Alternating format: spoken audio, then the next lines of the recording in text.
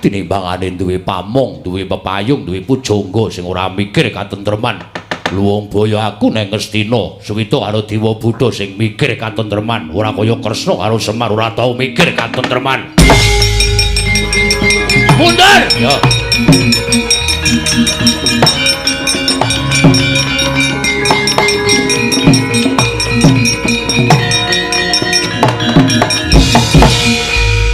Saiki karepmu piye? Sermu piye? Gong gong gong. Iki Ndara Werkudara. Kuwi dudu mungsuh Ndara Werkudara. Kowe menang cangkemmu menang ora? Wonge ajak rembugan wis ora kena. Maksude piye? Tulajake gedhe dhuwur terus cah cilik-cilik diunek-unekke men wedi ngono wae piye? Nek kowe wedi-wedi ya. Nek aku blas ora wani. Anu ora wedi. Wis karepmu nek ana apa-apa tak tanggung. Tak tanggung. Lore. Yang Anggres nesu ngungkuli Baladewa kandhane. Mangsane saiki piye karepmu? Sampeyan dielekke kok ora kena. Sampeyan dikandhani ora kena. Malah ngunekke Semar ora mikir katentreman. Dasarmu apa? Semar tok anggap ora mikir katentreman. Hah?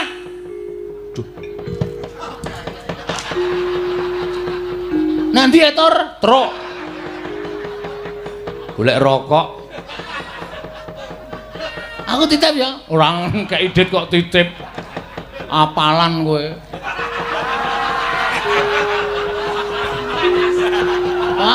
Apal wae. Anggere nang wong tuku rokok kok aku sisan. Aku sisan. Apa ya? Hah? Lo tak takon. Sinuwun Ndarawati mangunake ora gayuh katentreman. Nggon pundi? Kula tak takon. Wah, jebulane sampean wis keblitok karo ngelmune Dewa Buddha. Mbok menawa sampean wis dicuci otahe. Nganti ora eling karo Semar, ora eling karo Prabu Kresna. Kaya ngono kuwi, Werkudara kowe. Bareng gedhe saiki wani kowe. Biyen ngerti dek cilik tendiang. Aku dek cilik wujud bungkus. Ngerti apa iki ra tak kareti. Ben jeplak bungkuse mbok men. Mangkel aku ora. Wah. Dipresani piyai pirang-pirang kuwi malah wani karo Werkudara. Sing kula wanani dudu sampean, ning sifat sampean, watak sampean. Sing saniki lali karo Semar, saniki lali karo Sinuwun Prabu Sri Bathara Kresna. Sinuwun Prabu Sri Bathara Kresna ki nek gelem adeg Nalendra, ora kebotan kewajiban momong Pandhawa, wah wis kuncara asmane. Ning merga netepi kewajiban minangka dadi pujangkaning para Pandhawa, nganti kewajiban kulawarga sok ditinggalke netepi kewajiban momong karo Pandhawa, ngemong karo Pandhawa, ngesui para Pandhawa. Saiki Pandhawane do malih tinggal. Bagong. Ora sampeyan melu jan. Sami jan. Su.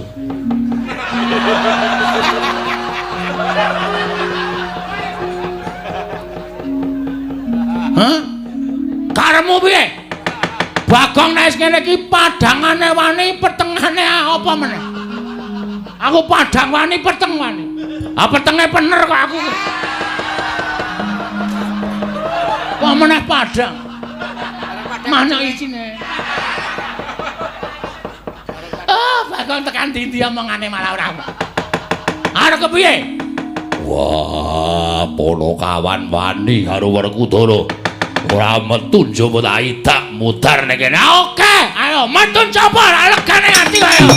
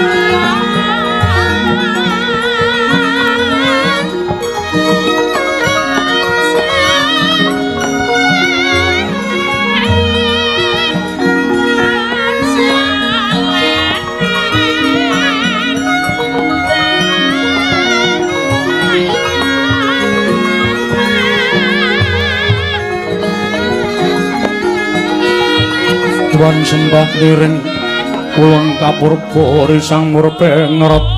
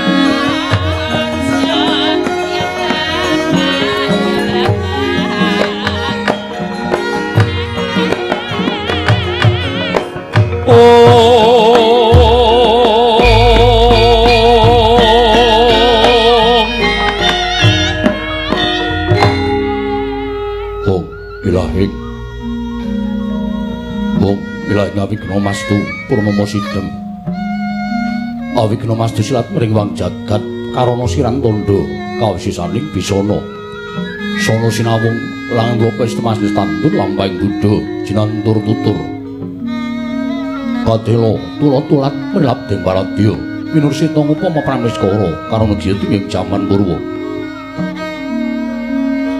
Pinardi tameng laut omangga tekap pasraning gumita tanpun renggeng pralambang matumpa-tumpa marma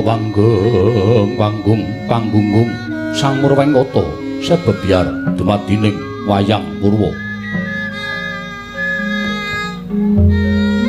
purwakaning kandha linarik runtuting basa dongeng kunanga musurasa yen lirarasaya karaos mulat sarira hangrasa wani Pruhing diri rasa rumangsa ngrumangsani lir jalma ngilukaca jarweh wis arinakuk cak ing carita beje wis gumelar jroning pageliran yaiku sejati namriksani pagelaran ringgit purwa Surya Candra Darum Yang Kartika pinurba kodrating kawasa sariratri hangi deri bawana purwa tekeng dusina gilir gumanti teman dadi petanganing dina sasi warsi windu kang sarta abad Tukulan tangkar tumangkar kaya sirambun kaya jawapating kerembyah dadya padhange kutu-kutu walang atoga bron wono miyang buron toya dadya branaan tanpa wicalan padhang trawangan sunari Sanghyang Rawi ing ngarsa merbawani jagat mungging jagat pitan dumungup-mungup mungging hangrane ukir abang merngangah lamun kaeksi yayahan dilato bumi saya dangu sumunu Sanghyang Arka kados mebalak kenan kiring abang espu jenar kabar bawat nari Sanghyang Basanta tanam tuh katon ijo oroyo-royo hamangku gunung ingeng biru moyo-moyo pucuking gunung kini melan gendanu kasiring Prabancana lenggat lenggut nganti kaya gunung Makutha Mega tanpa tawis dangu selaing kawula dasih dene ora sanggup kaya buka garap Tegal Sawai anglur selur tanpa pedhote sinambi sesendonan sesindenan mikul garulukune hanggiring raja kayane sawen ana pirembagan samara wangi Sanghyang Arka saya dangu saya inggil Kados nari jagat wis katon melok dening kiblat papat lor kidul wetan kulon. Sinari jagat kang sang rebut yada, rebut teja, rebut kekuwung parandene datan ana ing Madani, kekuwunging praja ing Astina. Ya praja ing Kajauya, ya ing Liman Benawi, ya ing Kuru Janggala. Mubar gawe 100 trantuk kali 1000 tanjang ketiga. Krana negara Ngastina dumadi saking pulo-pulo bebanjaran. Singasapantaya Benawi tinampi ombak samudra birang langut kang tanpa pagut, pegating paningal kapantok uruting Cakrawala. Wane-wane cakring wisik saweneh kineping jurang corong, kinepung guwa sirung. Kinarya susuing peksi lawet miyang sarang burung. Wonten ugi pasisir Antarsasana jembar kebeganing pasir gumelaring garis pinggir. Tanem tuwuhang rembuyung, royo-royo karang kitri, ruwi-ruwi ning klopo pratandha bime subur, pasiten mawur, sadengah tinandur tangkar, tumangkar kawuryan dadi. Gunung-gunung banjengan hangrang sang langit, linggak-linggok lampahing toya ing mijil saking sendang-sendang. Pening tirtane, iline pinara para palemiti nampi waduk benendung-bendung. Kinaro hangrene sawah nyang pategalaning Narakisma. Wekel pangulaing tetanen bebasantan ana bumi sacengkang kang sala. Sadaya tinanduran tanpa kang murakabi, tandya Bathari Sri Aglaring Pasabinan, Yayah Rukmi Sari kang pinangku Pertiwi.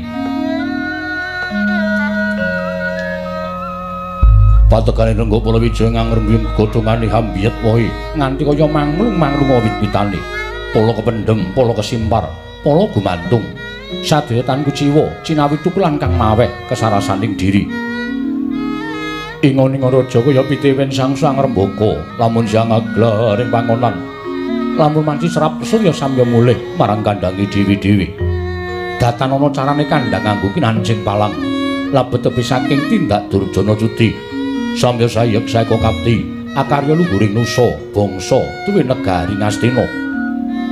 Wana gumimbanging gunung Hanggung rineksa mrih lestari rum tumurun trah tumerah. Sadaya dadi rega-reganing lingkungan. Langkung-langkung lampun to tinaliti. Jalma sampur-sampet ing sesanggeman, sepen saking tindak sangsaya sinangsaya, tebing wada winada. Anane amung samad sinamatan daya dinayan. Sawiji ujus mapan jatining sejiban. Ing mriji temah wujud manunggaling cipta, rasa karsa hambabar karya. Kenging binasake negari Ngastina Kusuma lagi ngancip marang jaman kencana. Panjang punjung pasir pawukir, loh jinawi gemah ripah karta tata turaharja. Dasar negara gedhe obore padhang jagate dhuwur kukuse, turta adoh kuncarane, turta kasusreng manca praja. Lah, sinten to wau? Ngastep saraning praja Ngastina, penanging ucapna dasa namaning Sangata. Dasaraning 10 nama wis mestani jejuluk Sanata Prabu Duryudana, ya Prabu Suyudana, ya Sang Kurupati, ya Kurawendra, ya Jaka Pitana, ya Jaya Pitana, ya Sang Gendari Suta, ya Sang Dastratmaja, ya Sang Tripamangsah, ya Sanata Prabu Gandharya. Nata lamun kondang talendra guna ing kagunutan kendhak naning jalma luhur tatanan kulung-kulih andhap lan kasoring sesami. Yen to ginungga wring jajahan luhuring keprabon sadalu mangke tara pedhote pinunggal kang kawicarita. Risaju Sanata Parames tinggil pinaturata lenggah dampar kang pinanipit ing kencana pinathik sesutyana wretna lemek babut permadani sinebaran sari sari kongas gnandha wituli sajebat kasturi denayap sangganing para byada manggo ketanggung Jaka paloro ingkang sami ngampil upacaraning keprabon banyak dalang sawung galing kacuwas dipanggo kang samya rukma. Pinebutan laring manyura kanan kiring kongas gandaring sanata pindha playangan blabar dumuging pangoraan. Tembene kang punika sirna sipat kamanungsane panjaya Sanghyang Bathara Kuwera diwaning kesugihan Angijawanta. Pepanggeng pasibaning para wadyabala miwah para sentana nayaka negari Ngastina. Datan kantun sangganing para kawula mbegambir mlabar yayah samudra datan tepi. Datan kantun anungul tungguling praja ing Ngastina ingkang sampun kepareng lenggah mari kelu. Pepatih negari Ngastina lenggahing palasa jenar Arkanapati Harya Sengguni, ya Harya Suman, ya Trigantalpati. Datan kantun pujangganing praja Ngastina pandhita ing Sukalima peparap Begawan Durna ya Sang Kumbayana. Risa juga datan kantun rawi punata agung ing Mandura Sang Nata Prabu Baladewa menggeraken panenggahing Pandhawa Satru ing Jodipati Raden Haryawerkudara sumamana Raden Janaka dadi tambuh-tambuh inggalih nata ing Mandura bayana parigawe apa dene ingkang rayi ing Jodipati miwahing Madukara kepareng sowan wonten Garing Astina kawis tingaling keng lenggah sapungkuripun nata ing Astina Prabu Duryudana wonten satunggiling brahmana anyar katon ingkang Sri Nugroho kapriwada minangka dados guruning Sangya Parasata Kurawa Pandhita Klayang Kabur Kanginan nenggingkeng peparap Sang Begawan Dewa Buddha ing Jayandher mlabar sanggen ingkang sampun gantung sibo jejel riyel rapet pepet pipit prasasat atopan dengkul datan wasla parandene rep tidam permanem tanana bane walang alisik nadyan gegodhongan taneng ngobah samirana datan mampah kabar semung swaraning pandi gending gembrak kromasan tasih marambut kartisa wang-sowang dadak sakuling mangke kawis tinggal kapireng swara bendi munya mangungkung dadi tandha Wisanata ing Astina Prabu Duryudana arsa medhar pangandikan sigra ngangset nggenya ngabyantara sangganing para kawula liwat para nayaka tuwin para sentana dadi kumangulu jeneng pangandika Sanata ing Astina Prabu Duryudana iki dereng kababaring lisan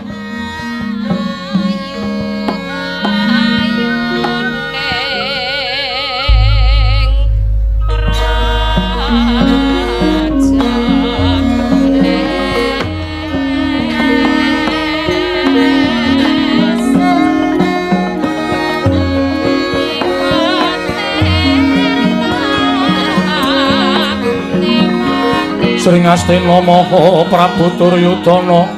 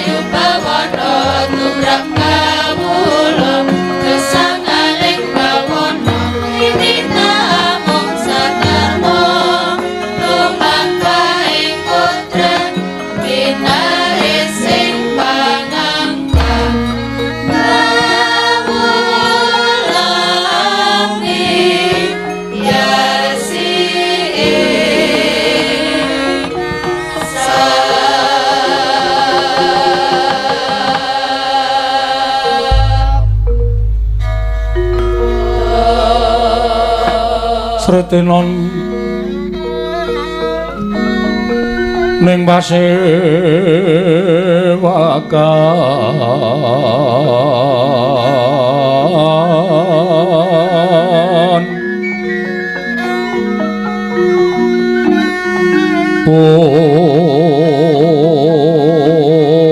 busana maneka warna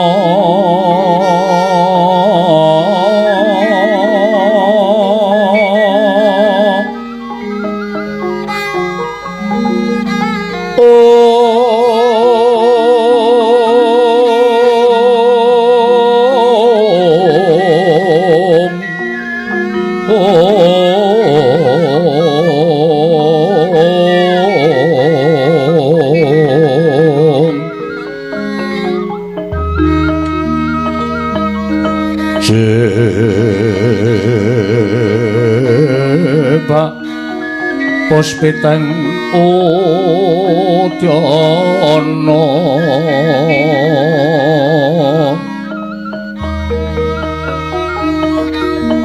Myang Panjra Sarwa Rukma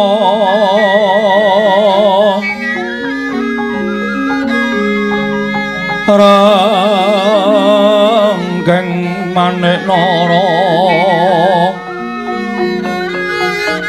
Narawata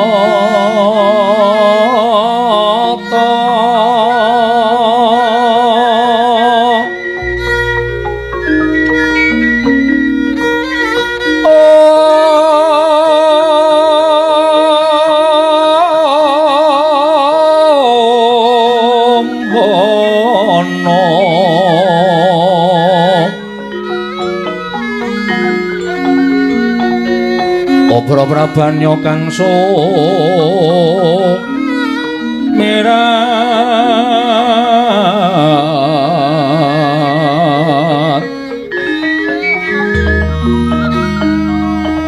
kenyaring teca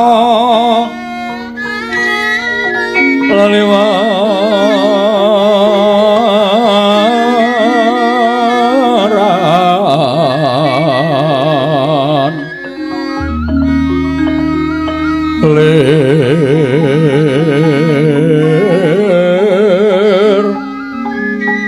ki lat sisiring adet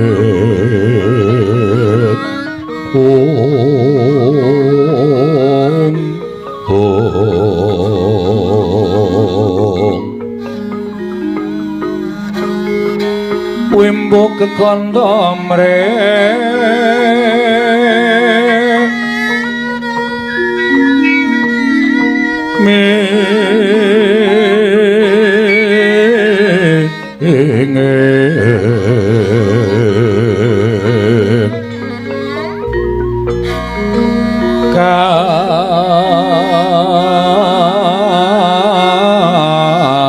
katiuping maruta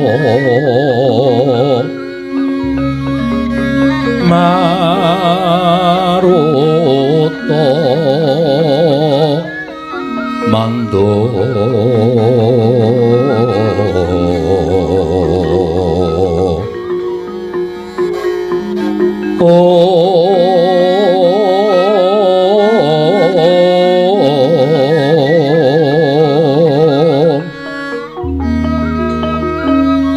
saparan mangambar omas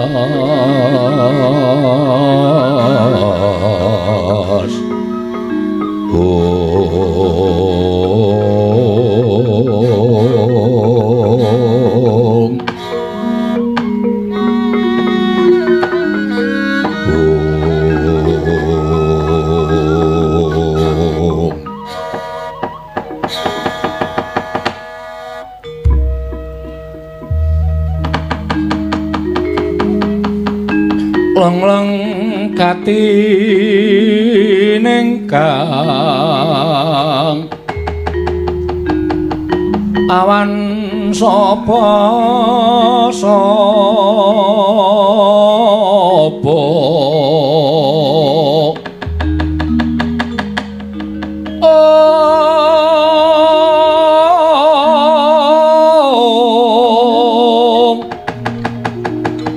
Nikeng Astina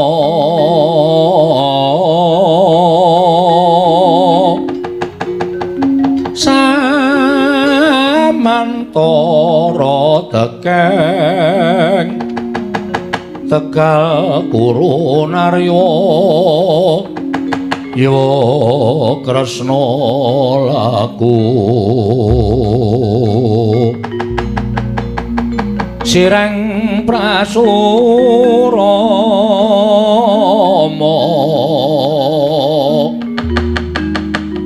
miangkan Wajanaka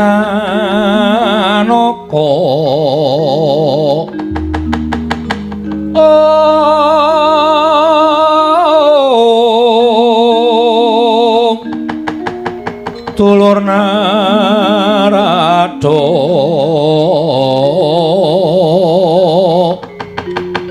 kapangya Tegal luri milu karya sang bupati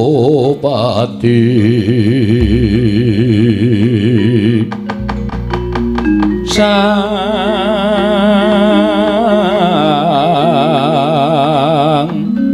bupati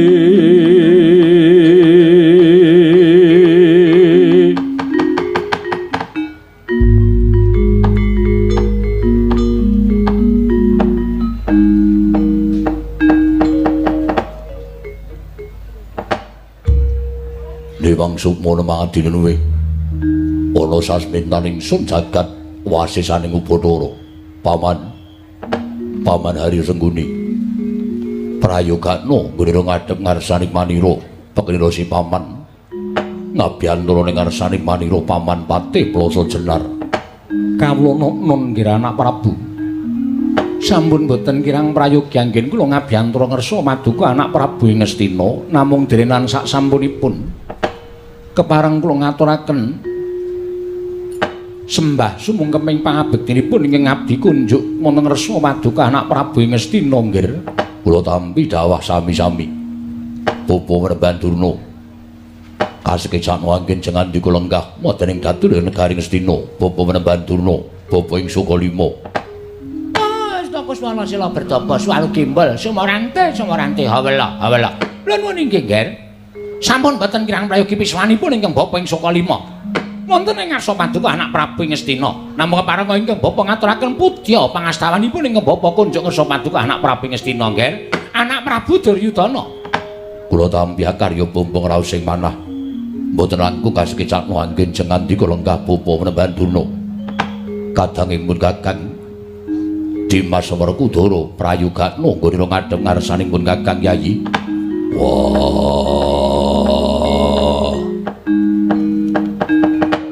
Duryudana kakangku iya. Mung aku ngaturake basaku katura. Datumpa siadiatur bekti kelawan pun Kakang ora liwat pangestunipun Kakang Tampanana. Ndak gegem dadiake jimat. Kadangipun Kakang Yayi Arjuna. Dimas Janaka prayogana nggone siadi ngadhep ngarsanipun Kakang kawula nuwun Koko Prabu kepareng kula ngaturaken sembah sumenging pangabektinipun ingkang rayi kunjuk sandha pepodo paduka Kanjeng Koko Prabu ing Ngastina Koko Prabu Duryudana ndatompa siadi ngaturke bekti kelawan pun Kakang ora liwat pangestunipun Kakang Tampanana kula pun dinggo jimat paripih dayana ing kasantosan paring maestu paduka amawahana kabagyaning gesang kula Koko Prabu sawetawis rawuh jengandika Koko Prabu Baladewa wonten ing datur Praja Ngastina ingkang rayi ngaturaken pasegan panakrami kunjuk sandha pepodo paduka Kanjeng Koko Prabu Baladewa sembahan kula Koko Prabu pengayoman kula ing Mandura Koko Prabu Baladewa jagat wasisaning Ubathara wayatur jagat Patih Indra Jaladewaku Yayi Akarya bombong raos sing manahipun ing Ngaraka ing Mandura dupi kula tampi timbalanipun kadang kula Yayi Prabu Ngastina. Sowanipun ing Ngaraka mangya widodone skala. Namung kapareng kula ngaturaken pamujinipun ing Ngaraka kunjuk ngersa paduka Yayi Prabu kadang kula. Kula tampi akarya bombong raos sing manahipun ingkang Rayi Ngastina Guha Prabu. Mboten langkung kasekit sakno anggen jengan dika lenggah. Non sampun boten kirang prayogi pisowanipun ing Ngaraka ing Mandura. Namung ndadosaken gawok raos sing manahipun ing Ngaraka ing Mandura. Didi kelenggan sak mangke Yayi Prabu Ngastina amiji dhateng pisowanipun ing Ngaraka ing Mandura supados kula sowan ngabiyantara wonten Negari Ngastina. Gandeng nyatanipun nadyan kula menika tinemu werda nanging kula menika dados suwing para kadang Kurawa. Baladewa minangka dadi pengayomanipun para kadang-kadang kula Kurawa. Mila sareng kula tampi timbalanipun paduka Yayi Prabu agahan ingkang Ngaraka tumunten bidal saking Negari Mandura. Saksamunipun ing Ngaraka sowan wonten Negari Ngastina, Yayi, kepareng kula nedya nganglungaken jangga nilingaken karna. Wonten wigatos menapa teka paduka Yayi Prabu nimbali dhateng ing Ngaraka ing Mandura menawi wonten perkawis tumunten kababarna. Kula nedya nilingaken karna mastuti sabda paduka Yayi Prabu Ngastina, Yayi Prabu Duryudana. Koko Prabu, sewu-sewu kalapatanipun ingkang rayi tadah wadana. Dene dinten samangke kula wantun hamboyongi dhateng rawuh paduka Kanjeng Koko Prabu. Krana wonten perkawis ingkang badhe kula aturaken dhateng ngersa paduka Kanjeng Koko Prabu ing Mandura. Wonten perkawis kasinggihan mekaten. Perkawis menapa, Yayi? Menapa wonten gandeng cenengipun kalian kalanidranipun Yayi Prabu Ngastina? Menapa wonten gandeng cenengipun ingkang embet dhateng katentreman Negari Ngastina? Babar pisan boten. Namung mugi andadosna ing kawuningan bilih rikalenggan samangke ingkang rayipun Duryudana nampi dhateng paswitanipun satunggiling brahmana kleyang kabur kanginan pandhita anyar katun ingkang namipun Bapa Begawan Dewa Buddha. Nalika semanten ingkang rayi nedhengipun mapan wonten salebeting kedaton dumadakan karawuhan satunggiling brahmana. Monggo sareng kula petang sedaya aturipun brahmana menika kala wau inggih Bapa Begawan Dewa Buddha manggihipun karahayun lan katentreman. Awon menapa menawi kula nampi dhateng suwitanipun Bapa Penembahan Dewa Buddha malah sakmangke Bapa Penembahan Dewa Buddha sampun kula inggaken derajatipun Sri Nugroho dening Kang Rayi Ngastina minangka dados pujangganing praja Ngastina ngrencangi dhateng putriputipun Bapa Penembahan Durna tuwin ingkang Rayi Ngastina samangke sampun madhep dados siswanipun Begawan Dewa Buddha semanten ugi para sata Kurawa sedayanipun. Malah mboten namung para Kurawa ingkang sampun sewita dhateng Bapa Penembahan Dewa Buddha kalebet kadang kula pun Werkudara menapa dene Janaka kayungyun dhateng ilmunipun Sang Pinandhita Begawan Dewa Buddha. Mila dinten samangke rawuh paduka Kanjeng Koko Prabu namung kula suwuni pangestu mugi-mugi Sang Penembahan Dewa Buddha anggenipun mapan utawi lenggah wonten Negari Ngastina mboten manggih alangan setunggal menapa lan tansah saged maringi kawruh tuwin ngelmu dhateng sangganing para sata Kurawa. Koko Prabu Baladewa anjrah ingkang puspita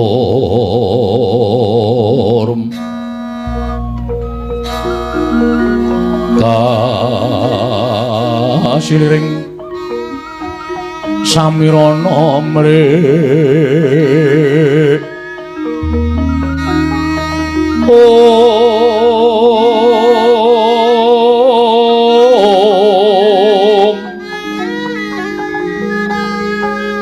sekar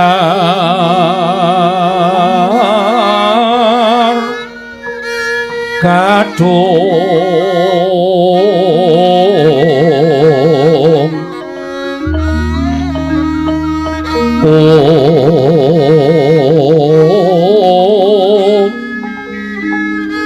ngas kandanyo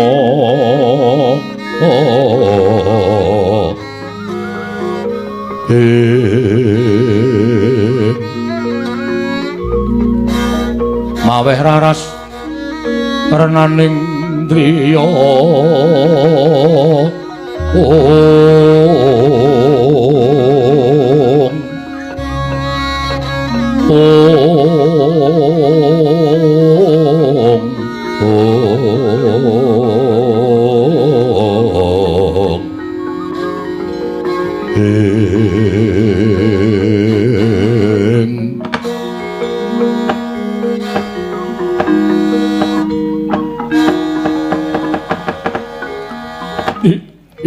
Jagat wasisaning Bathara wayah tur jagat pilah dalah. Yai, kula nyuwun pangapunten. Menawi namung babakan perkawis anggen paduka ngrengkuh dhateng satunggiling brahmana ingkang peparab Begawan Dewa Buddha menika kala wau, mesinipun boten sisah paduka Yai Prabu menika tetarosan dhateng Raka ing Mandura. Jernyatanipun Purbawasisa sawetahipun negari Ngastina menika wonten panguwaosipun Yai Prabu Ngastina. Menawi Yai Prabu menika setunggiling nalindra ingkang menang jenengipun dhateng kawontenaning praja miwah kawula negari Ngastina. Ewa semanten. Gandeng Raka ing Mandura sampun sowan wonten negari Ngastina. Tumunten paduka Yai Prabu paring dawuh bilih sepados ing Raka ing Mandura sakmangke mengestoni dhateng anggen paduka suwita dhateng Sang Penemban Dewa Buddha menika kala wau. Yai lair batos mboten wonten raos awal sarta anggrundel manahipun Raka ing Mandura kula lair batos jumurung dhateng karsanipun Yai Prabu Ngastina. Namung kemawon kula nyuwun pangapunten Yai. Ujaring kakek nyebataken tiyang menika menawi badhe meguru menika kedah dipun tintingi jero lan cetheke ngelmu guru menika kala wau. Sabab kula nyuwun pangapunten. Jaman sakmangke menika kula nyuwun pangapunten kathah ingkang madheg brahmana, kathah ingkang madheg ulah agama, kathah ingkang madheg satunggiling resi pandhita. Nanging nyatanipun sedaya kala wau namung lelamisan. Anggenipun macak resi, anggenipun mawi busana kabrahmanan menika kala wau, malah kathah-kathahipun kiraya ngobak-obak jagat saisinipun. Mila kula suwun kanthi sanget menawi paduka Yai Prabu menika badhe suwita dhateng setunggiling brahmana, kedah dipun tintingi langkung rumiyin. Dipun titi priksa langkung rumiyin, dipun gelar, dipun gulung sampun ngantos buntung tembe wingkingipun. Inggih. Namung nyatanipun Begawan Dewa Buddha sareng kula taliti piyambakipun lair batos anggenipun badhe damel tentrem negari Ngastina. Nyuwun pangapunten. Badhe damel tentrem negari Ngastina menika contonipun menapa? Badhe damel tentrem negari Ngastina menika contonipun menapa? Kula nyuwun priksa. Koko Prabu. Priksa piyambak. Benjang tumapak ing perang ageng Bratayuda Jaya Binangun menika perangipun antawisipun kadang piyambak Kurawa lan Pandhawa. Menika dipun anggep dening Penemban Dewa Buddha satunggiling perkawis ingkang sanget gegirisi ing atasipun tasih-tasih tunggal trah Begawan Sabtuwarga ing piyasa ing Sabtuwarga. Nanging nyatanipun sami bentak sirah, sami regejegan namung rebat kamukten negari Ngastina. Sampun ngantos banger bacin asmaning Kurawa lan Pandhawa. Nyatanipun turasing pandhita ingkang linangkung namung rebat babakan kamukten tumuli Sang Begawan Dewa Buddha. Gadah gegayuhan inggih menika murungaken Bratayuda Jaya Binangun ngraketaken pasderyanipun antawisipun Pandhawa lan Kurawa. Bratayuda boten badhe gumlar wonten ing jagat lan boten badhe lumampah wonten ing jana luka mriki. Bratayuda badhe wurung Pandhawa lan Kurawa sakmangke badhe manunggal tetunggalan nyawiji wonten negari Ngastina. Menawi perlu Ngastina menika dipun palih dados kalih, ingkang sepalih dipun agem dening Kurawa, ingkang sepalih dipun agem dening para Pandhawa. Sampun boten wonten raos memangsan menapa niyatipun Begawan Dewa Buddha ing mekaten menika kala wau. Petanganipun Koko Prabu pinanggih boten sae. Kula nyuwun dawuh, jagat Dewa Bathara Yai nyuwun pangapunten. Menawi dipun petang kanthi agal-agalan kemawon, menawi dipun pentang kanthi tata lair panci tiyang badhe murungaken perang menika sae. Sae. Murungaken tiyang perang menika sae, sabab perang menika wontenipun namung babakan kawengisan. Sing menang mesti dadi pindhang, sing kalah mesti dadi rempah. Menika wong perang.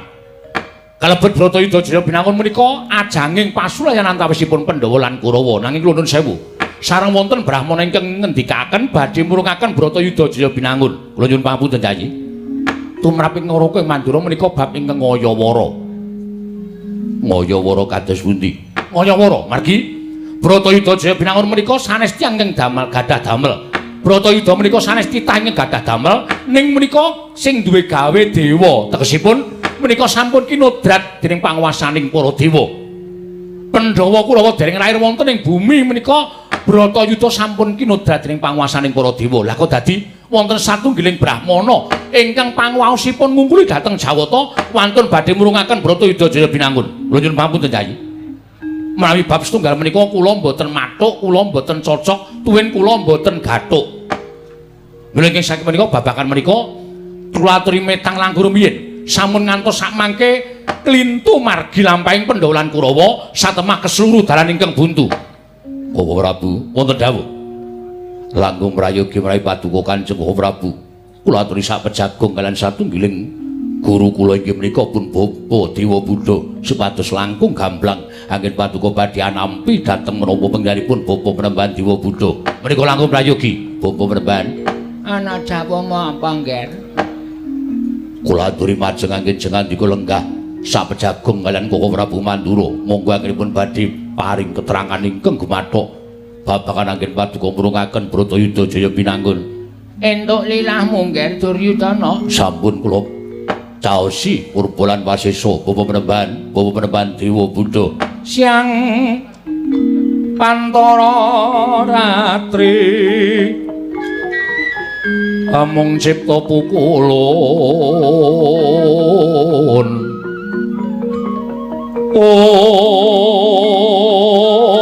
ong tanana liwan kaeksi mila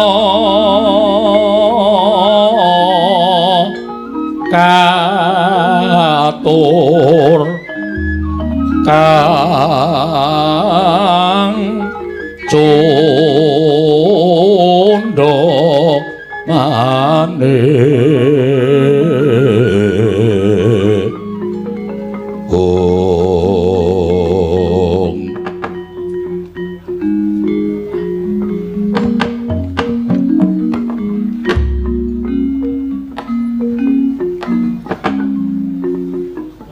prasa satra kengulun sumambah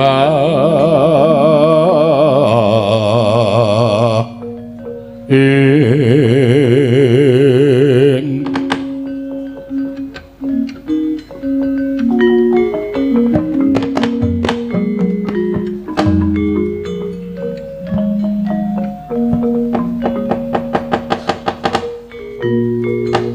nuwun sewu Prabu Baladewa padha raharja sak tekamu ana ing Praja Ngastina sinuwun. Yo slamet ring sampi kula Penemban. Lho.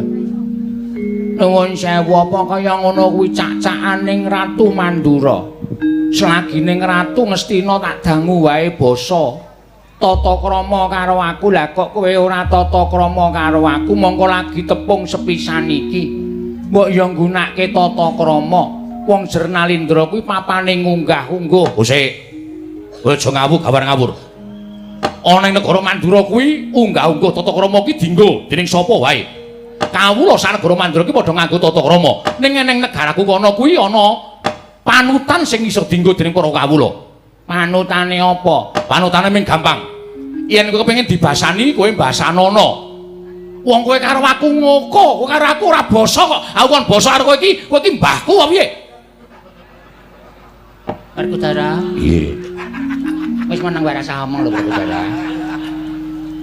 Ya ngono apa piye? Mula nek kepengin dibasani basanana. Nek ning nggonku ana nek kepengin dibasani basanana. Nek ora gelem dijiwet aja jiwet, nek ora gelem ditabok aja nabok. Kuwi cacane wong Mandura. Ya wis. Wis nek mergo tumrap aku wis jeneng pendhita sing ora ngerti karo rasane sak pepadaning pendhita. lho, kok ora ngerti rasane sak pepadaning pendhita iki piye? Saiki tak takoni, kowe nang kene dapukmu apa? Ing sekawe dadi guruning Kurawa, terus diunggahke derajatku dadi Pujangga Ngastina. Mongko Pujangga Ngastina kuwi wis ana. Pujangga Ngastina kuwi wis ana, pendhitane ya ampuh, ya kondang, ya monyor-monyor. Manyar-manyar. Ya kuwi Bapak Penemban Durna. Lah kok kowe urip kok ngesok-sok sak pepadaning pendhita? Apa ora ana negara liya sing iso nampa karo kowe dadi pujangga? Lah kok kowe ngesok-sok karo uripe Begawan Durna? Lho, kaya ngono kuwi apa kowe ndirasa kamanusan? Wong Durna wae ora apa-apa kok. Durna iki ora lara atine. Bapak Penemban Durna. Mboten dawuh, Ger. Panjenengan boten sakit manahipun? Bab menapa? Anggenipun wonten pujangga enggal wonten negaring Sina. Manah panjenengan penggali panjenengan dos pundi? Oh, nek kula gak biasa mawon, Ger.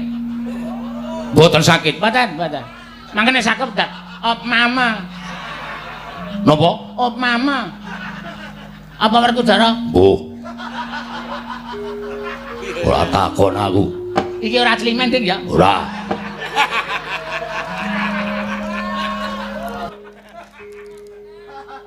Kudune kowe kuwi duwe rasa pangrasa ning kene wis ana pendhita. Tur nang kene iki pendhitane ora mung pujangga ning dadi gurune Kurawa. Lah kok dadi kowe diangkat dadi gurune Kurawa kaya sago. Tegese kowe mateni sandang pangane kancamu. Kowe golek sandang pangan kena. Golek urip kena, golek derajat kena. Ning aja ngesok-sok kancamu. Monggo kuwi padha karo kowe jejere, padha-padha le Brahmana. Wis, nek perkara siji iki manyen ya wis gandeng wis kebacut aku didadekke pujangga nang Ngastina tur Begawan Durna ya ora apa-apa. Perkara kuwi ora usah dirembug. Sing dadi rembug saiki pancen niatku duwe gegayuhan kepengin jagat kuwi tentrem. Jagat tentrem sirmu piye? Ya mung kepengin ngrukunake Pandhawa lan Kurawa. Merga Pandhawa lan Kurawa kuwi turasing Begawan abiyasa ing Saptawarga, pendhita ingkang kondang kaloka. Iman temen ing atase turasing pendhita ampuh ning rekodo regejegan rebut bener. Regejegan rebut kamukten negara Ngastina, mula niatku mung kepengin gawe ruku ning Pandhawa lan Kurawa. Ora jeneng aku bakal miradati kodrating dewa. Ning sing jeneng menungsa pinaringan akal budi kuwi diwenangake mbudidaya. Sapa ngerti yen to pambudidayaning dewa Buddha samengko bisa kelakon ngrukunake Pandhawa lan Kurawa. Ngono. Yen nganti kelakon rukun tenan, apa kowe ora seneng, apa kowe ora bungah? Jernyatane Baladewa kuwi minangka dadi pengayomaning Kurawa. Nek nganti Kurawa rukun karo Pandhawa, apa kowe ora bombong atimu? Gegayuhaning wong tuwa sing momong karo bocah-bocah kuwi mung siji, supaya bocah sing dimong mau padha rukun karo sak pepadane, ora padha regejegan, ora padha bentak sirahmu ngrebut babakan sing sepele, ya kuwi babakan kadonyan. Mula kang sangka kuwi Prabu Baladewa, aku tak njaluk kanthi banget Seksenana ya. Seksenana nggonku bakal murungake Bratayuda Jaya pinangun. Yen perkara kon nyekseni, aku sagu. Ning yen perkara aku kon percaya karo kowe, nuwun sewu aku ora bakal iso percaya yen kabeh gegayuhanmu mau durung ana kasunyatane. Sebab tumrap aku miradati kodrating dewa kuwi dudu bab sing sepele, ning babakan sing abot. Apa kira-kira kowe wani syarat sranane? Syarat sranane pancen wis ana. Lho. Sasrane wis ana. Wis. Syarat-syaratane iki ming loro menungsa ingkang urip ana ing jagat iki kudu sirna sebab menungsa mau katone becik, jabane apik, jabane jujur, ning janjane atine lecek, gedhoane reget. Siji wong Ndarawati Prabu Sri Bathara Kresna, angka loro wong Gombak Kuncung Semar, wong loro kuwi mati jagat tentrem Baladewa. Wah!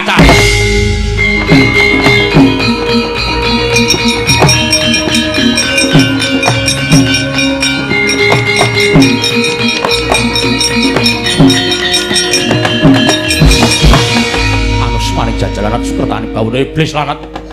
Wah, ora ngerti wangune pendhita iki, ora ngerti kabar sing sumebar. Yen to sing mbok rasani kuwi adiku lanang Dwarawati.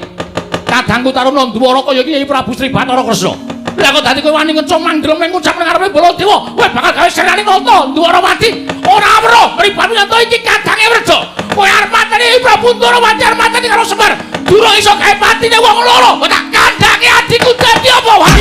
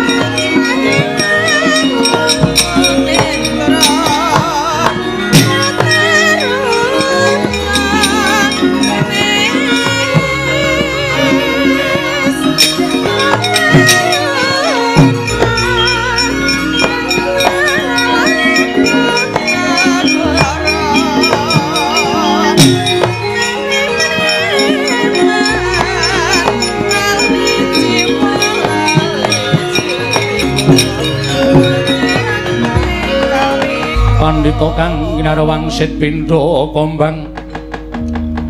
Pindha kombang angat saping madu sarining tawang.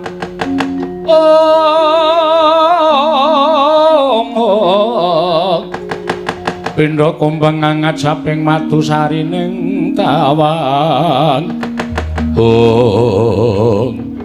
Pamararya wonten dawuh nggih. Ngantos dados kados mekaten kawontenan negari Ngastina. Mestinipun anak Prabu kala wau nyuwun sewu paring dawuh dhateng Bapa Penemban Dewa Buddha bilih Nata Mandura menika kadang werdanipun Nata Ndarawati. Sajakipun Sang Penemban dereng mangertos.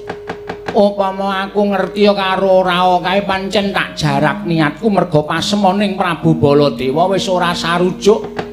Yen to aku madhep pendhita ana ing negara Ngastina lan dadi guruning para Kurawa iki sajake wis ora cocok lan ora mathuk.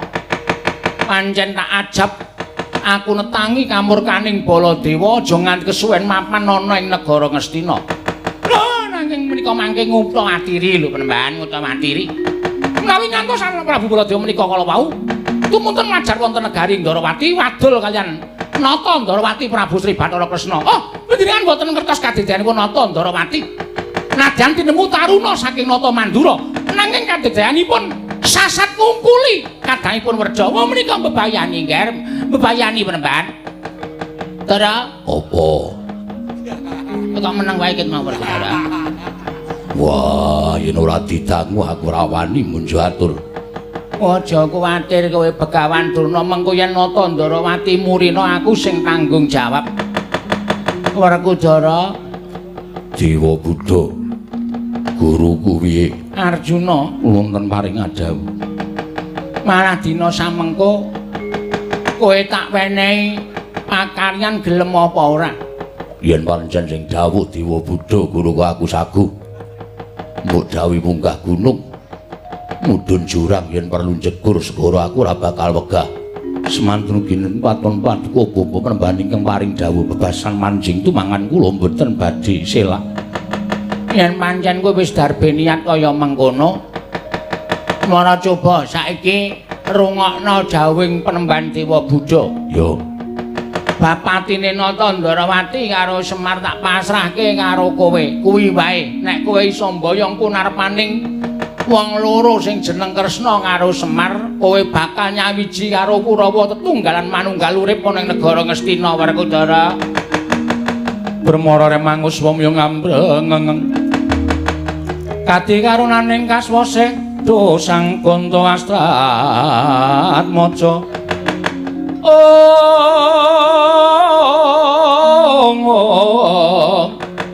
Gonglong lalu mangulati surya mangrangsang wayah. Ucap kacarita legek ing driya Sang Werkudara. Dupi midhang sabdanipun Sang Penemban Dewa Buddha tambuh-tambuh sutaning galih. Paran marga ngarsa tinempuh datan mubah datan musik nganti kaya tugu sinukarta. Katrenjo geger njaba apa to kang dadi darunane? Ora numatan kang gajah menurut saka Wandi lan kejawi namung. Utusan sing karang kadempel iku Lurah Petruk, Lurah Bagong ingkang sami minggah wonten ing Gatul negari Ngastina karya kagiat kang samya mulat.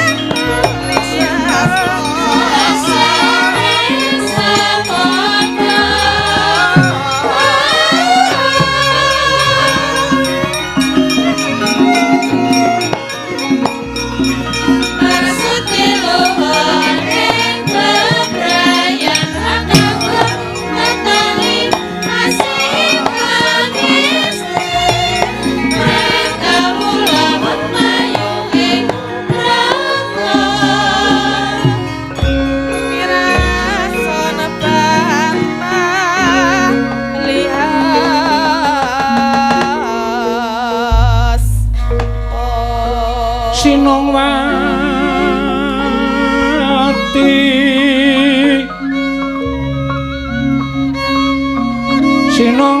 jagat kinari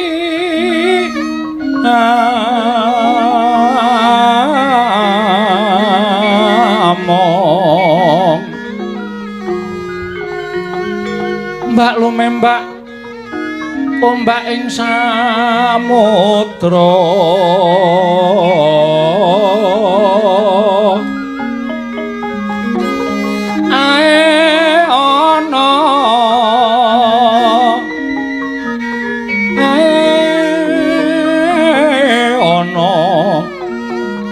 bale lumut ambrang kanggeng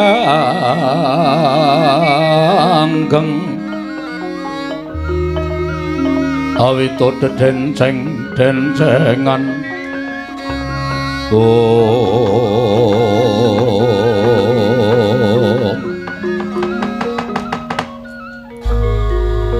jagat dewa Bathara pawan wonten dawuh nggih dereng ngantos paripun anggen kula metang babagan Gusti Prabu Mandura. Menika mboten pangling sowanipun Panakawan Petruk kalian Bagong. Dik. Anten apa sore-sore kok dating jredil menika. Mongko anggere Petruk sowan menika jujur nggih ati kula tratapan. Jalaranipun Petruk menika Panakawan nanging dugal kewarisan langkung-langkung beto Satpol PP wingking menika. Kula kok deg-degan Paman Lenggah Prayogi kula dangu Petruk sowanipun wikados menapa? Inggih kula sumanggaken nggih. Panakawan sawise satata nggon ngadhep ngarsaning Sun Padhararja sapraptamu Panakawan. Nona mit pasang Kalimantabe tinebena ing lodone Demawahing Tawang Towang. Menawi wonten lepat anggen kula ngabiyantur ngersa maduka sinuwun Ngastina diagung pangaksami jer kula menika namung Panakawan, kula menika namung batur. Kirang tata krami kirang unggah-ungguh mila kula nyuwun pangapunten. Ora dadi ngopo Petruk? Matur sembah nuwun. Kepareng kula ngaturaken sembah sumangga ping pangabekti kula kunjuk sandhap pepada paduka sinuwun Prabu Ngastina. Ndak tampa ora liwat pangestu Kutampanono. Kula pundi Cundaka Panglingga Murda mawahana kabagyaning gesang kula. Amawahana katentremaning gesang kula sinuwun. Prayoga nunggun ngadhep Petruk. Sampun boten kirang prayogi. Bagong Padhararja sapraptamu. Nonamit pasang Kalimantabe tinebena ing lodone Demawahing Tawang Towang linep mano tulak manuk. Hah? Manu. Newon lepatipun diagung pangarsa matur kula sinuwun tebah Siti Sekul. Wah iki. Binunteling lele bakar. Mesti. Binunteling ron kelapa apuran tambah bilih wonten lepan kula anggen kula ngabiyantur ngersa maduka Gusti kula ing sinuwun Ngastina. Iya Bagong. Kula ngaturaken bekti nggih sinuwun. Iya tak tampa pangestu Kutampanono.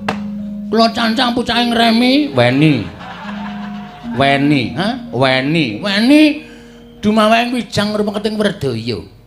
Saestu ndadosaken cahya nur cahya daging rakayuwanan. Petruk Padhararja sapraptamu. Rekanapati wilujeng bekti kula kunjuk. Iya Petruk tak tampa. Pangestu Kutampanono Petruk. Nggih sangat anggen kalung ndadosaken jimat. Bagong Padhararja sapraptamu. Wilujeng pancen sengkune bekti kula kunjuk. Iya Bagong pangestu Kutampanono. Nggih, sangat anggen kawula ndadosaken jimat. Gareng ora melu. Gareng plu. Mbaya dipresake, modar mbok men. Nggo uripe melet-melet kok mresake sedulur. Bagong pancen Petruk Kantong Bolong Padhararja sapraptamu Panakawan. Pangestunipun Perembantuna wilujeng bekti kula kunjuk. Iya Petruk tak tampa. Pangestu Kutampanono ya Petruk. Kula pundi nggo jimat paripin dajeng ning kasantosan. Panakawan Bagong Padhararja Radarana kowe iki ambune penguke ra jamak-jamak. Oh, ya ini kok ucul klambi. Ayo saka ngendi kowe ayo.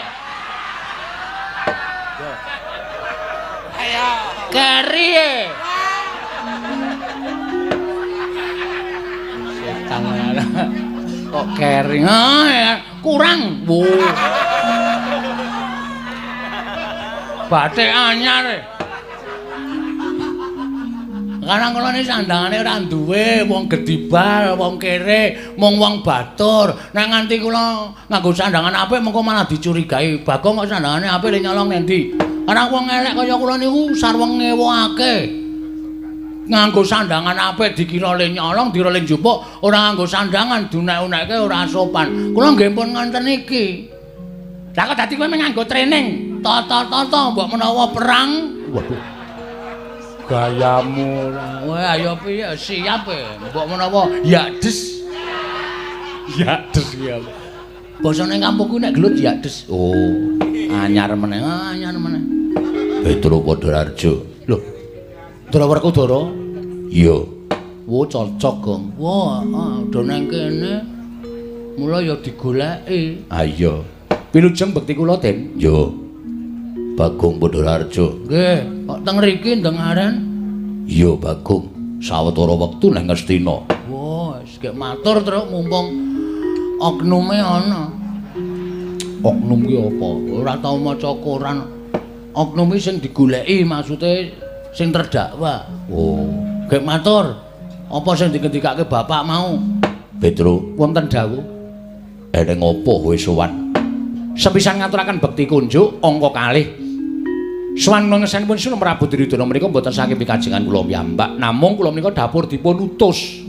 Mboten kanthi kanyono-nyono, mboten kanthi kejarak kedadak. Bapak niku kerawan Sinuwun Prabu Ndarawati. Bapakmu kerawan Koko Prabu Sri Bathara Kresna. Nggih.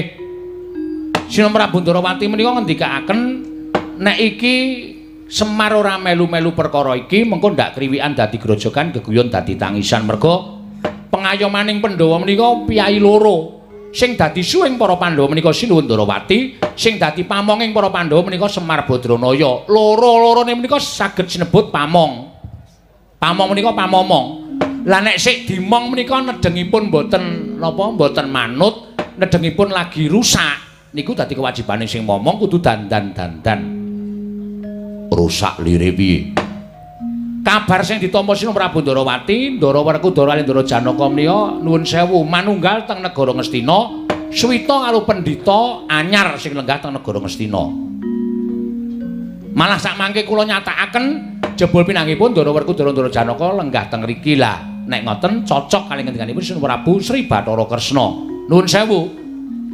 Suwitanipun Ndara Werkudara kalih Ndara Janaka teng pendhita anyar menika kala wau miturut Sinuwun Prabu Ndarawati menika mboten dados penggalianipun Sinuwun Prabu Ndarawati utawi mboten dados penggalihipun Sinuwun Kresna tegesipun Sinuwun Kresna menika mboten cocok.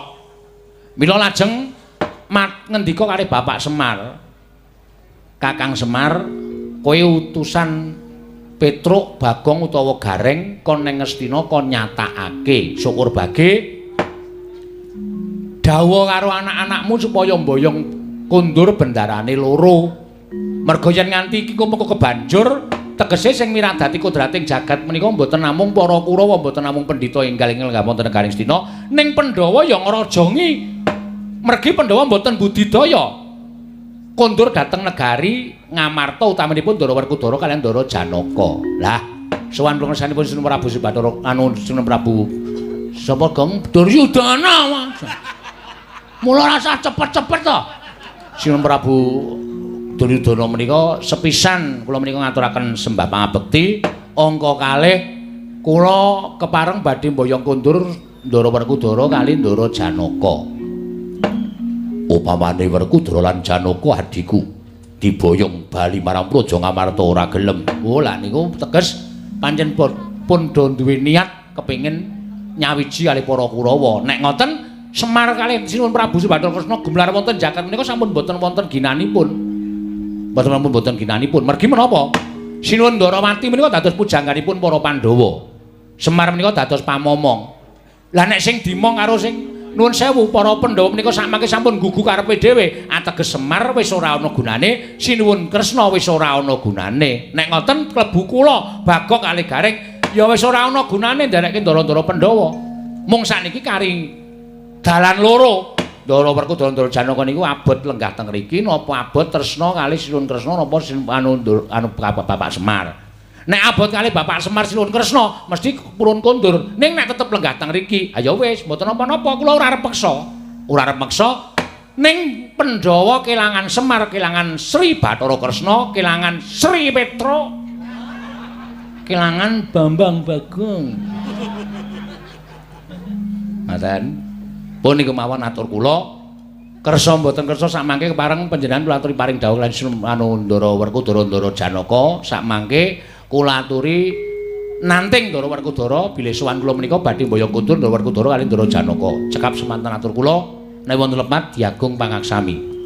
Petruk wonten dawuh sumeneya sawetara aku tak dangu lawan kadangku Dimas Werkudara. Wah, Duryudana kakangku piye? Pun kakang ora usah dadak ngambali apa kang dadi ature Petruk. Mesti wae si Adi wis midhangetake, Yayi. Mangsa borong tak paringi Purbawasesa babagan perkara iki, Werkudara. Permara remang swami ngambrang kadi karunaning kaswa. Si Werkudara sing tak Werkudara. Kaneng marga memalatkung ing wah Petruk dalem gandeng aku wis diwenehi parilah karo Duryudana kakangku mula sing arep wangsulan dudu Duryudana ning aku mangke niku malah prayogi kersanipun Ndara Werkudara pripun? Kowe tekan kene diutus karo sapa? Kalih Sinuwun Ndarawati kalih Bapak Semar. Wigatine boyong Ndara Werkudara. Mula saiki aku tak takon karo kowe. Nggonku Suwita karo Begawan Dewa Buddha dasare apa kok diklerokke dening Semar apa dening Kresna kakangku? Mboten nglerokke. Mboten nglerokke niku mboten. Sing jeneng tiyang gesang wonten ing alam padang menika pancen diwenangake nggayuh undhaking kawruh ngudi wuwuhing ngelmi. Niku ngantuk tekan umur pinten mawon nek isih tumangkar budine akal pikirane isih kena dienggo jak nyambut gawe. Wong niku dirangake budidaya golek ngelmu merga ngelmu niku mugenane tumraping wong urip.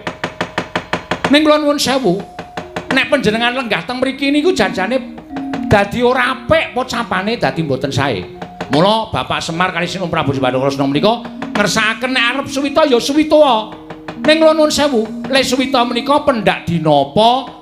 Le arep medhar kawruh menika pendak dinapa? Ah panjenengan rawuh teng negara Ngastina. Nek wis rampung le medhar kawruh, kondur teng Jodipati, aja ninggal jiwaning kasatriyan, kewajibaning kasatriyan. Panjenengan menika dadi satriya lho. Panjenengan menika dadi satriyaning praja. Satriyaning praja niku duwe kewajiban tentreming negara, tentreming kawula, mboten mung tentreming kawula, tentreming negara, ning tentreming jagat menika wonten pundhaking para satriya. Ha nek satriyaning kerem ngangsu kawruh terus ninggal karo kewajibaning kasatriyan, donya niki rusak. Donya niki rusak. Kula nuwun pamunten lho. Wong srawung menika gumantung srawunge. Ngoten. Kuwatiring Bapak Semar niku nek nganti Ndara Werkudara niku wis dadi satriya sing apik, satriya sing becik, mongko srawuh wong elek. Kula nuwun pamunten, sing dikula sebut wong elek niku Kurawa. Niku bakale dadi elek. Wong elek srawung wong apik, mongko akeh wong apik tinimbangane wong elek. Sing wong elek mau dadi apik niku wis hukum alam. Pun nek mboten percaya. Bagong niki mbiyen apik ning campurane maling. Sakniki wis gelem nyolong, ha to sukses. Bangga dheke. Ngoten. Niku tenan kula ora goro. Mula sampun ngantos panjenengan kelepetan dedosan dedosaning para Sata Kurawa. Panjenengan suwita kena. Ning kula nuwun pamunten lho. Nuwun pamunten.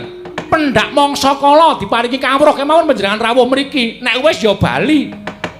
Bali terus nindakake kewajibaning kasatriyan menika langkung prayogi. Petruk. Nun. Aku sapa? Lho piye iki, Gong? Aduh. Wis lali lho dheke dhewe. Jenengan Ndara Werkudara. Kowe ming batur, kowe ming gedibal. Semono uga nadyan jenenge pamung derajate Semar ku ya gedibal, derajate Semar ku ya batur. Ora usah ngreh karo uripe Bendoro. ora usah dadak ngereh karo uripe Werkudara. Dina iki aku ora bakal bali marang negara Ngamarta yen durung rampung kesaguhan sarta kewajiban ingkang ditindakake dening Bapa Penembahan Dewa Buddha. Taunana Windanana. Nek ngoten sampeyan mentala kelangan bapak, kelangan Sinu Prabu Sri Bathara Kresna. Wah, tinimbangane duwe pamong, duwe pepayung, duwe pujangga sing ora mikir katentreman. Luwung boyo aku neng Ngastina, suwita karo Dewa Buddha sing mikir katentreman, ora kaya Kresna karo Semar ora tau mikir katentreman. Mundur! Ya.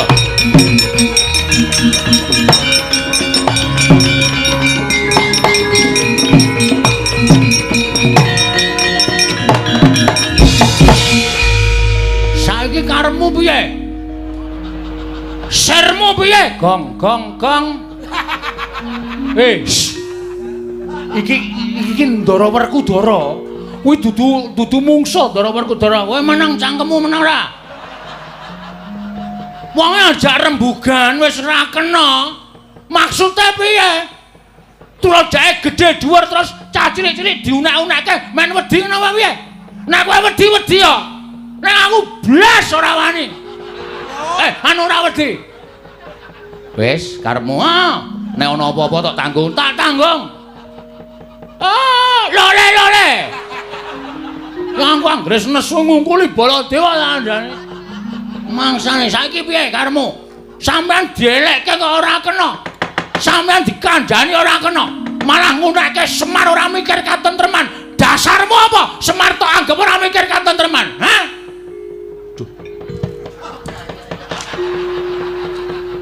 Nanti etor truk. Golek rokok. Aku titip ya. Orang keidit kok titip. Apalan kowe.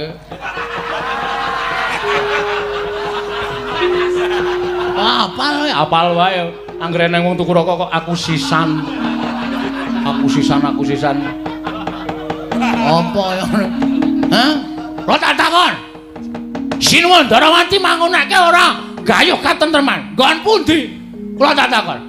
Wah, lah jebulane sampean wis keblethok karo ngelmune Dewa Buddha. Mbok menawa sampean wis dicuci otahe.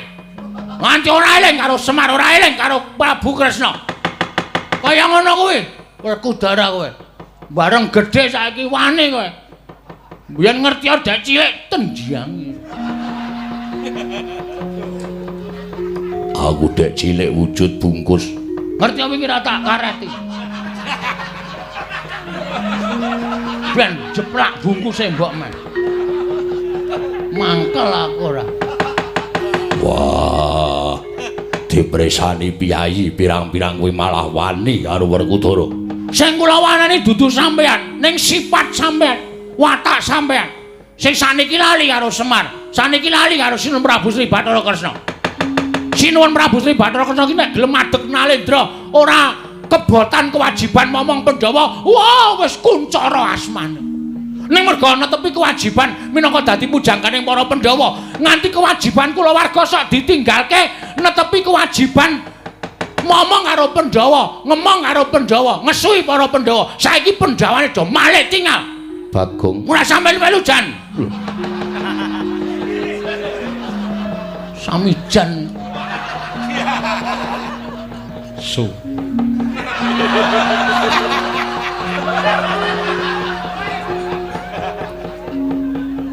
Hah? Karemu piye?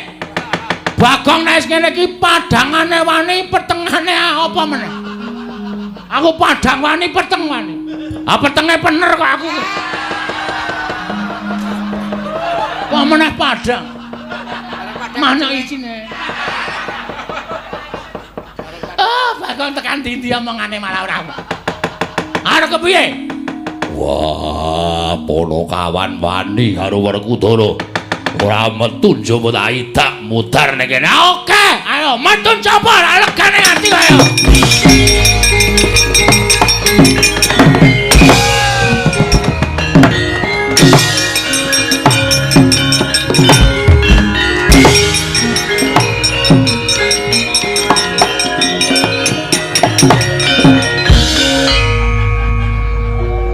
Mungsuh copet. Kapusan dhek. Ora saya kae goleki sapa kae jeneng. Aku njrantan ndelik nang saka guru. Terus balik mrene meneh. Ah, bocah ki nek Bagong ki pancen wis gugu karepe dhewe tenan. Ya men apa arep. Mangsaku wis do ngendemi Ndara Werkudara. Ora trima. Bagong. Nun. Yen pancen ora trima perkaramu ora karo aku ning karo Dimas Werkudara. Aku gak karo Dimas Werkudara. Apa? Anggepe Kang Mas Bagong kon perkara Dimas Werkudara. Trunduk. Aku gagas Bagong. Malah lara. Bocah kok kandan-kandan. Ya. Paman anggenipun gumujeng ngantos-kantos mekaten. Lah kula menika nyawang raine Bagong wis guyu napa meneh nek nganti weruh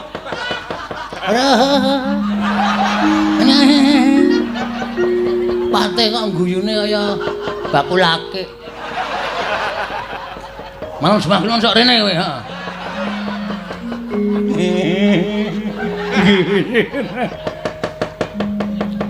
Wis kaki metu njaba. Siap. Kula tandangane Ndara Werkudara. Saman weruh kula nggih, training ngenten iki mboten melas. Ora. Rasa kamanungsane nanti. Nganggo training mburi teles ngarep garing. Kok iso? Kae iki arep nglengsor ning suketan. Malah pas jeblok. Maknyes ngono. Terus teng clekite Bagong. Edan ndang metu. Nggih, nyun pamit rasa nggo gamelan metu dhewe. Panjen Bagong menika pancen ngatur menika. Bapa menemban kados pundi? Duryudana aku tak omong karo kowe Duryudana.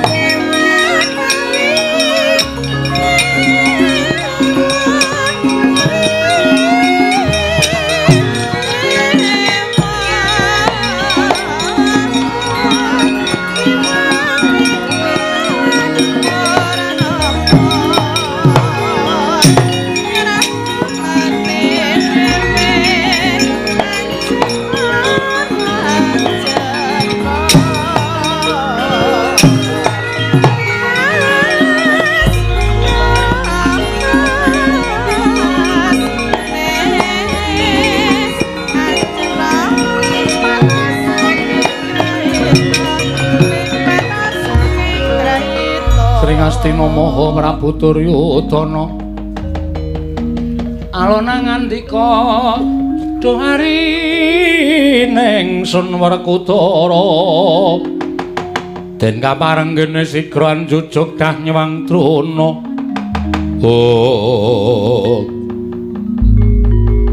Bapa Premban badhe paring dawuh menapa?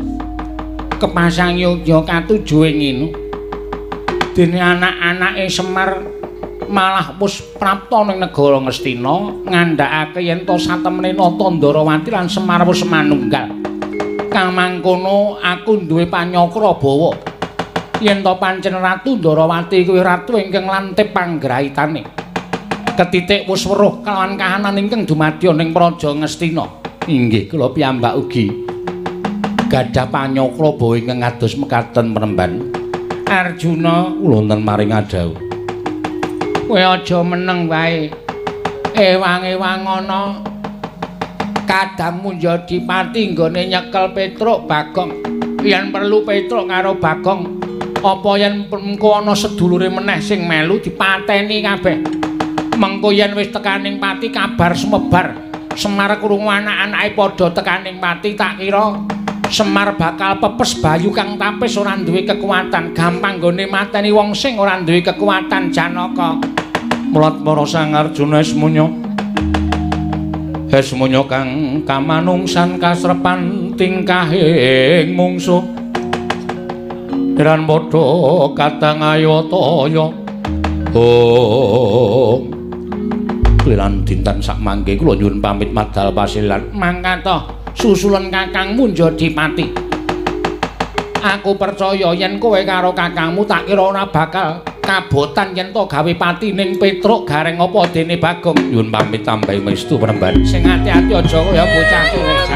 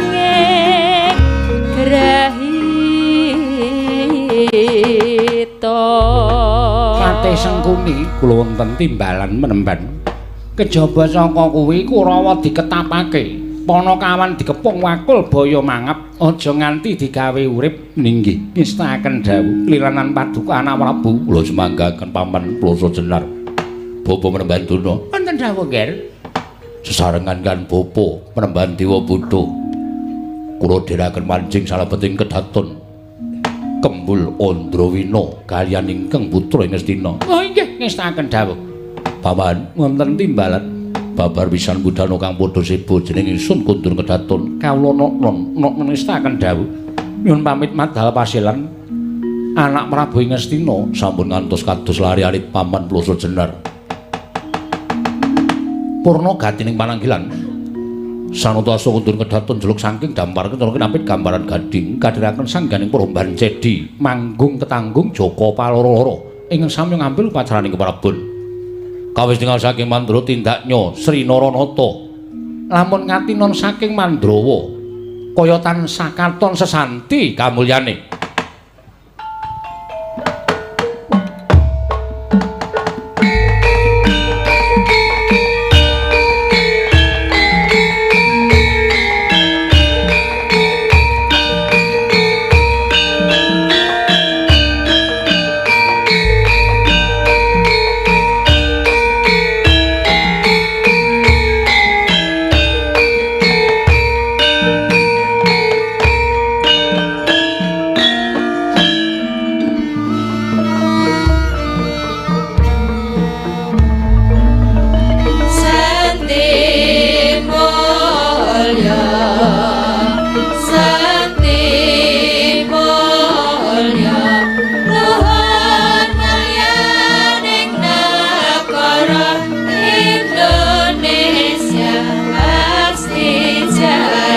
Oh